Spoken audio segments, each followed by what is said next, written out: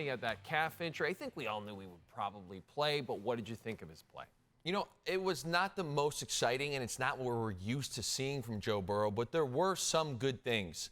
You know, if you look at what they did today, I think the calf was definitely hindering him. Yeah. So they really shortened things up. There was a lot of quick game, a lot of underneath throws, and they can get away with this because when you have the threats they do, they can kind of have guys clear out down the field, and Joe just kept everything underneath and kept it safe, which I know is boring.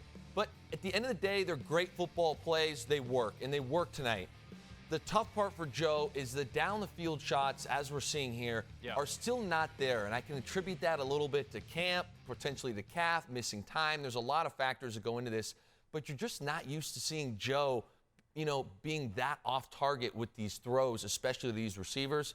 But they got to win. Well, they got to win. And Jamar Chase, we've talked about it, 70 yards in the first 2 weeks combined, has this massive game on Monday. Despite Burrow's struggles, they still target him. What was the difference in this one for him? You know, Jay, in this league, a lot of times I think you get these brainiacs and they have all these stats and they go into their meeting rooms and they say, hey, this is how we're going to scheme this defense up. And it's a good thing to have.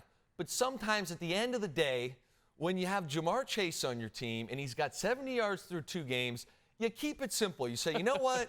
Joe Burrow is not playing at the level we're used to seeing him play at.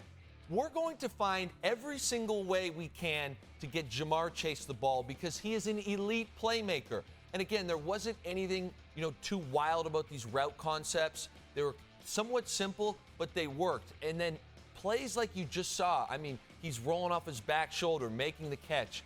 There wasn't a ton of down-the-field shots to him. They did try it here and there. Again, Joe Burrow struggled. But what I was impressed with is, to me as an offensive coordinator, you sit back and you say, we're struggling to move the ball offensively. How do we get out of this funk? And you get out of it by keeping it simple and getting the ball to Jamar Chase. You live and die with your best players, and that's what happened tonight. And all due respect to the LA Rams, they are not the team they were a couple of seasons ago when they won the Super Bowl. So how important was this? How massive was this win for an 0-2 team like Cincinnati?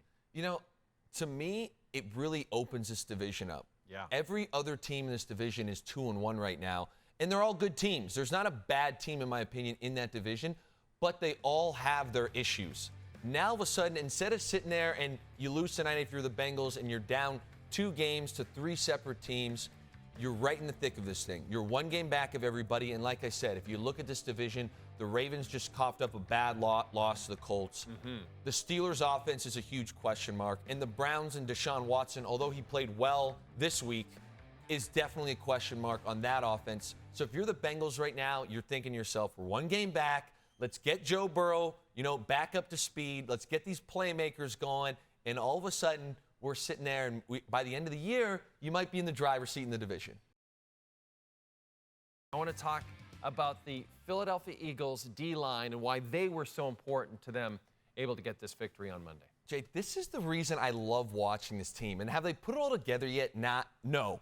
But how are they 3-0? It starts with me with the interior guys on both sides of the ball. We'll start with this D-line tonight. I mean, they limited. Look at these plays, just shedding blocks, double teams, no problem. I mean, Jalen Carter here is about to split this double team, push the guard and the center right into a sack. Like, these are not things that should be happening.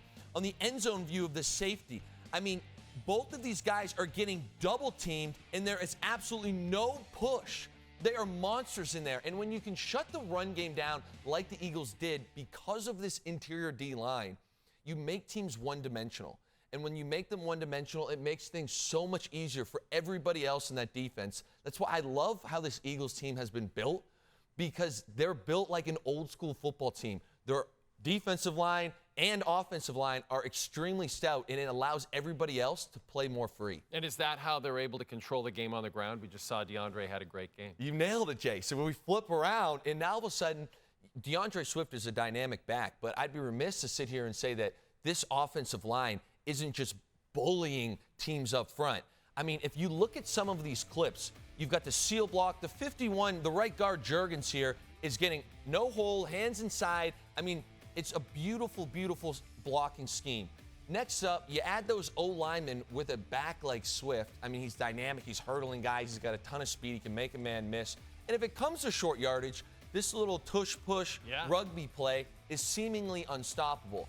And what happens when you have a great team like the Eagles and you establish that run game is if the other team's defense dares stack the box, you're sitting back there with A.J. Brown, Devontae Smith, and you're going to sling it, explosive plays. We saw some of that today, but you didn't really need to because, again, Swift had another 130 on the ground. This team is very, very hard to beat when they're playing like this. And when that offensive line gives Hurts a little more time. He's still a young quarterback, so he's still got a little time to make those plays. Now, Tampa, it was a surprising start. They entered undefeated. They had a chance to be the only 3-0 team in the NFC South. Instead, they lose by 2 touchdowns. So who is this Tampa team, Luke? Do you know? That's a good question. I think after today, you can kind of say they are who we thought they were. They struggled today, and when you're playing a team, we talked about how they were, the run game was shut down. You're one-dimensional offensively. The margin for error becomes so slim. And when you have drops like they did today, that's very, very tough, especially early on. And then all of a sudden you start forcing things, and we throw interceptions. And you just can't do that. You can't run the ball. You can't turn the ball over. It's just simple football. But the reality is, when these things happen, you kind of need a guy, and this falls on Baker, it falls on their whole offensive staff, their offensive line, where it's like, okay, we're down to one dimension here. Let's keep it simple. Let's execute the fundamentals. Let's not try and do too much.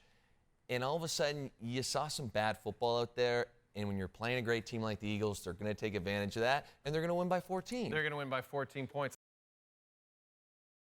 The Lions actually beat the Falcons by 2 touchdowns on Sunday. We don't have time to show all the highlights all the time, so we didn't have time to talk about it with Luke, and some Lions fans were upset we didn't acknowledge it. They were very mad. Lions fans, they want their due, and the Lions played well. Sometimes when you beat the Falcons, it's not the number one storyline. That's why we didn't get to it yesterday. But that being said, next week, this is a great test. And I want to say it right here. The Detroit Lions should win this game by 10 points. Jay, and I believe that wholeheartedly. They should beat this Packers team handedly. If they do not win, it will be because of themselves. It will not be because the Green Bay Packers beat them. Why do I have a feeling we're going to be clipping off what Luke just said and playing it on Thursday night? Speaking of clips, this is going to make you happy, buddy. Bill Belichick was asked on Monday morning about the Taylor Swift, Travis Kelce situation. Where do you fall on that? Travis Kelce, Taylor Swift, power couple in the NFL. Well, I would say that Travis Kelce's had a lot of big catches in his career. This would be the biggest. Okay. I realized that he had that line ready to go, but it was still coming from him. I still enjoyed it. I do too. And Bill's monotone delivery is just iconic to me. Yeah, it is. It's so, I don't know if you'd call it sarcastic. Is he lightening up a little bit as he gets older, maybe too? I'm just not sure. I feel like 2 decades ago he would have dismissed that question and not asked that. And sometimes I do wish they had a camera on him. And when the interview's done, if he makes a really ignorant comment like, how dare you ask me that? I'm not sure. Is he happy? That's right. He had to make a joke. They put him in a bad spot. Who knows? But how do you feel about the greatest coach in the history of the National Football League having to answer questions about pop culture like this? I mean, is it a little beneath him, perhaps, or are we just having a good time? I'm definitely on the me. I'd rather the ball talk, which I don't think you get much of that out of Bill. He keeps things pretty close to the vest. That's true. But I'm really excited for this to kind of blow over, and let's just talk ball. Yeah. Let's get some X's and O's out there. More DeAndre, less Taylor. Let's do that. Luke's going to be back with us following that Lions-Packers game on Thursday night. It's going to be fantastic. Of course, it's our show, SportsCenter with Jay Onrait. We follow every primetime National Football League game this season, including this Thursday after the Lions and Packers.